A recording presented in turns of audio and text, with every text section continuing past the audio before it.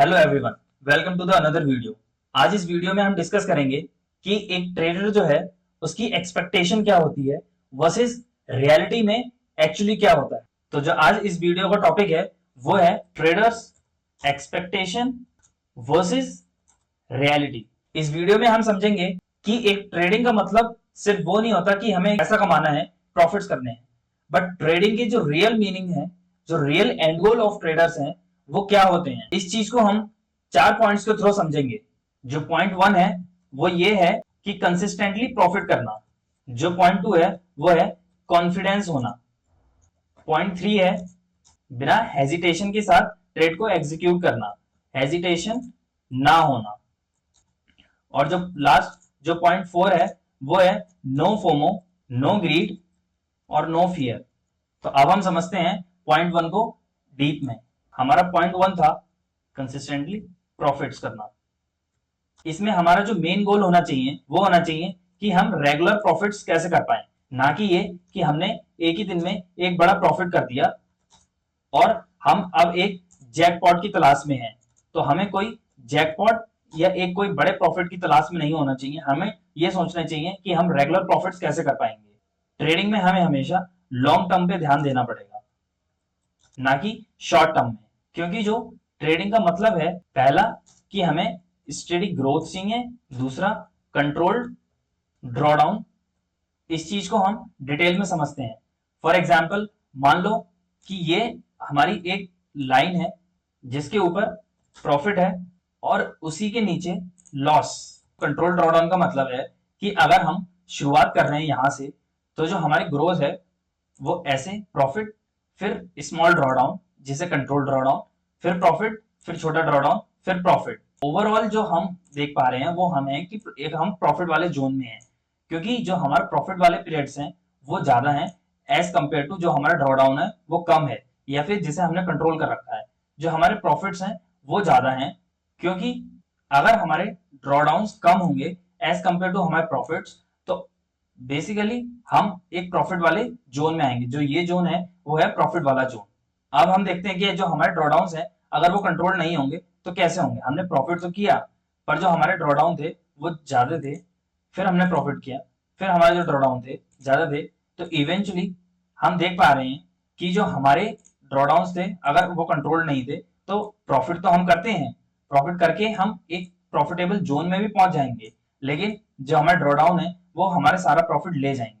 और जो हम प्रॉफिट करके जब एक प्रॉफिटेबल वाले जोन में पहुंच भी रहे थे, तो जो हमारे जो ड्रॉडाउन थे वो इतने बड़े थे कि जो हमारे प्रॉफिट से ले ही जा रहे थे, प्लस जो हमारे पास में जो चीजें थी वो भी उसमें चली जा रही थी।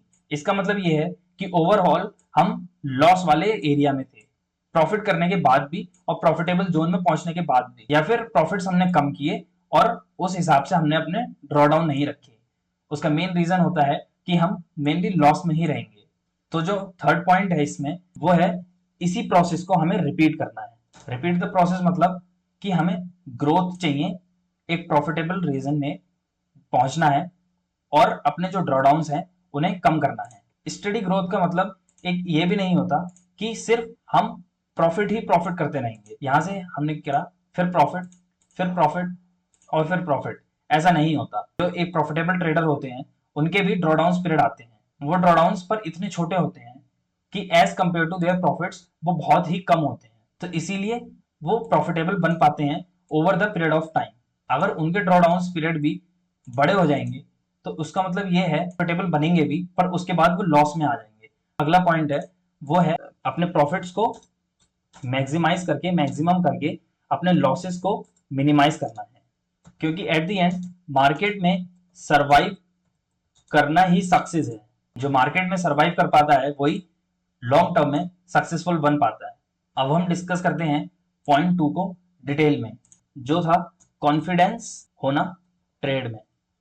क्योंकि हमें अपने अंदर कॉन्फिडेंस होना चाहिए जब हम ट्रेड एग्जीक्यूट करते हैं या फिर जब हम मार्केट के सामने बैठते हैं। क्योंकि जो एक सेल्फ कॉन्फिडेंस है वो सबसे बड़ी चीज है ट्रेडिंग में। अगर सेल्फ कॉन्फिडेंस ही नहीं होगा तो हम अपने एग्जीक्यूशन पे काम नहीं कर पाएंगे। अगर हमने एग्जीक्यूशन पे काम नहीं किया तो जो हमारी मिस्टेक है वहीं से शुरू हो जाती है होना।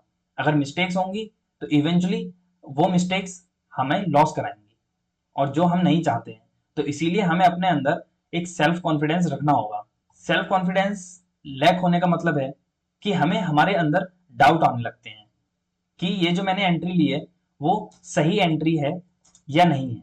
इसका मतलब ये है कि हमने वो कॉन्फिडेंस ही नहीं दिखाया एंट्री लेने में। अगर वो कॉन्फिडेंस हम दिखाएंगे ही नहीं तो इवेंचुअली वो ट्रेड अगर सही भी होगी तब भी हम इतना खुश नहीं हो पाएंगे उस ट्रेड के सक्सेसफुल होने पे। अगर आपको एग्जीक्यूशन के टाइम पे अपने आप में कॉन्फिडेंस नहीं है, अपने आप में बिलीफ नहीं है, तो इसका मतलब ये है कि जो प्रॉब्लम जो है वो आपकी स्ट्रेटेजी में नहीं है, प्रॉब्लम है आपके बिलीफ सिस्टम में।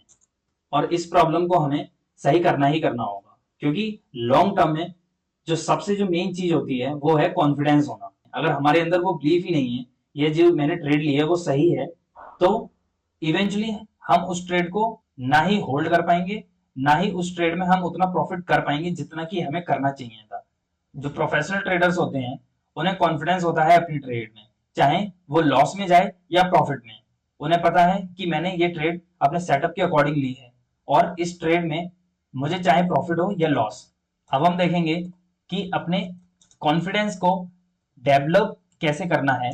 तो जो हमारा जो कॉन्फिडेंस डेवलप होगा वो पहले तो डेवलप होगा हमारी बैक टेस्टिंग से, क्योंकि हमें पता है कि अगर हमारे पे एक बैक टेस्ट डाटा है उस स्ट्रेटेजी का तो हम पे कॉन्फिडेंस होगा कि जो हमारी ट्रेड है अगर लॉस में भी होती है कोई बात नहीं, हमारी जो अगली ट्रेड्स हैं वो प्रॉफिटेबल हो जाएंगी सेम स्ट्रेटेजी पे, और ओवरऑल हम एक लॉन्ग टर्म में प्रॉफिटेबल ट्रेडर बन पाएंगे। जिसका मतलब ये है कि बैक टेस्ट डाटा अगर हम पे होगा तो हम अपने डाटा पे रिलाई करेंगे, ना कि अपने इमोशंस पे। अगर हम अपने इमोशंस इन्वॉल्व करेंगे तो हम अपने कॉन्फिडेंस को डाउन कर देंगे, और अगर हमारा कॉन्फिडेंस डाउन होगा तो हम मिस्टेक्स ज्यादा करेंगे, और मिस्टेक्स ज्यादा करेंगे तो हमारे अंदर एक तो डाउट भी ज्यादा आएंगे अपने एग्जीक्यूशन को लेकर। उल्टा वो मिस्टेक्स हमारे ड्रॉडाउन को कंट्रोल नहीं होने देगी, और जो हमारे ड्रॉडाउन से अगर बड़े होंगे तो हम कभी प्रॉफिटेबल नहीं बन पाएंगे। तो जो दूसरा पॉइंट है वो है जर्नलिंग। जर्नलिंग करना बहुत जरूरी है ट्रेडिंग में, क्योंकि जर्नलिंग से हमें हमारी जो मिस्टेक्स हैं वो पता चलेंगी, और एक शॉर्ट टर्म में हम अपनी मिस्टेक्स को जितना जल्दी इंप्रूव कर पाएंगे उतना हमारे लिए अच्छा है। अब हम डिस्कस करते हैं पॉइंट 3 को, बिना हेजिटेशन के एग्जीक्यूशन करना। इसका मतलब ये है जब हम एग्जीक्यूशन करने जाते हैं उस टाइम पे हमारे दिमाग में कुछ ऐसे क्वेश्चंस ना अराइज हो कि जो हमें पीछे खींचे उस ट्रेड को ना लेने से। अगर हमने वो ट्रेड प्लान की है तो ऑब्वियसली हमने अपने सेटअप को फॉलो किया है। अगर हमने अपने सेटअप को फॉलो किया उसके बाद अगर हमारे अंदर क्वेश्चंस आ रहे हैं तो वो एक हेजिटेशन का पार्ट है, क्योंकि मार्केट हमको हमेशा मौके देता है कि हम अपने ट्रेड प्लान कर सकें और एग्जीक्यूट कर सकें। लेकिन इन मौकों का फायदा वही उठा पाएगा जो बिना हेजिटेशन के साथ बहुत स्पीड से अपने डिसीजन मेकिंग को इंप्रूव करके ट्रेड ले पाएगा। और इस मौके पे जो बेस्ट एक्शंस लेता है वही उन मौकों को अपनी तरफ कन्वर्ट कर पाता है। क्या होता है कई बार हम हेजिटेशन में अपनी एंट्री ही मिस कर देते हैं, जिसका मतलब है मान लो जो मेरा एंट्री पॉइंट था वो यहाँ कहीं पे था, अब मैंने अपने एंट्री पॉइंट को मिस कर दिया, पर अब मैं एंट्री यहाँ कहीं पे लूंगा, तो अब जो मेरा जो स्टॉप लॉस होगा अप्रोक्सीमेटली स्टॉप लॉस बढ़ जाएगा इतने से, तो जो मेरा लॉस होगा वो भी ज्यादा होगा। कई बार होता है कि हम अपना स्टॉप लॉस मूव कर देते हैं। स्टॉप लॉस अगर पहले से यहाँ पे फिक्स है, अगर ये ट्रेड हमारे अपोजिट में भी चली जाती है तब भी कुछ नहीं होगा, क्योंकि हमारे अंदर कॉन्फिडेंस है बिना हेजिटेशन के साथ। अगर हमारे अंदर हेजिटेशन है तो हम इस स्टॉप लॉस को मूव करते रहेंगे।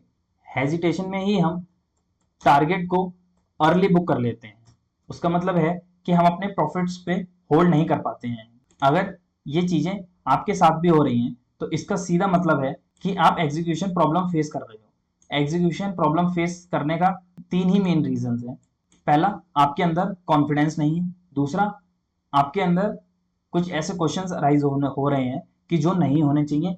और तीसरा, आप इन चीजों को फॉलो नहीं कर रहे हो। आप कभी अपनी ट्रेड मिस कर देते हो, कभी स्टॉप लॉस मूव करते हो, कभी या तो टारगेट अर्ली बुक कर लेते हो। जो डिसिप्लिन ट्रेडर होता है उसे पता है कि जब मुझे मेरे सेटअप ने एंट्री का सिग्नल दिया है, अगर मुझे एंट्री का सिग्नल मिला है तो उसका मतलब है कि एग्जीक्यूट बिना डिले के। अगर एंट्री का सिग्नल है तो मतलब एग्जीक्यूट। अगर उनको पता है कि मेरा स्टॉप लॉस हिट हो गया है या हिट हो रहा है तो वो अपने स्टॉप लॉस को मूव नहीं करते, वो ये है कि वो टारगेट अर्ली बुक नहीं करते हैं। वो टारगेट तब बुक करते हैं जब उनका टारगेट आना होता है। फॉर एग्जाम्पल मान लो उनका स्टॉप लॉस यहाँ है, उनकी एंट्री यहाँ पे थी, तो अगर उनका टारगेट यहाँ तक है तो वो यहाँ पे ही बुक करेंगे। उसका मतलब ये नहीं है कि वो अपने रिस्क टू रिवॉर्ड रेशियो को बिगाड़ देंगे और यहाँ कहीं पे टारगेट बुक कर लेंगे। अब जो डिसिप्लिन ट्रेडर हैं वो कोई ज़्यादा इमोशनल डिसीजंस नहीं लेते हैं, वो अपने इमोशनल डिसीजंस पे काबू कर लेते हैं, वो कोई ज़्यादा ओवर थिंक नहीं करते हैं। ट्रेडिंग में स्पीड से ज़्यादा क्लियरिटी होनी चाहिए। अगर स्पीड से ज़्यादा अगर हमें क्लियरिटी है कि हमने ये ट्रेड क्यों प्लान की है, हम ये ट्रेड क्यों लेना चाह रहे हैं। अब हम डिस्कस करते हैं अपने पॉइंट 4 को, no FOMO, no fear, no greed. ये सबसे डेंजरस पॉइंट भी होते हैं।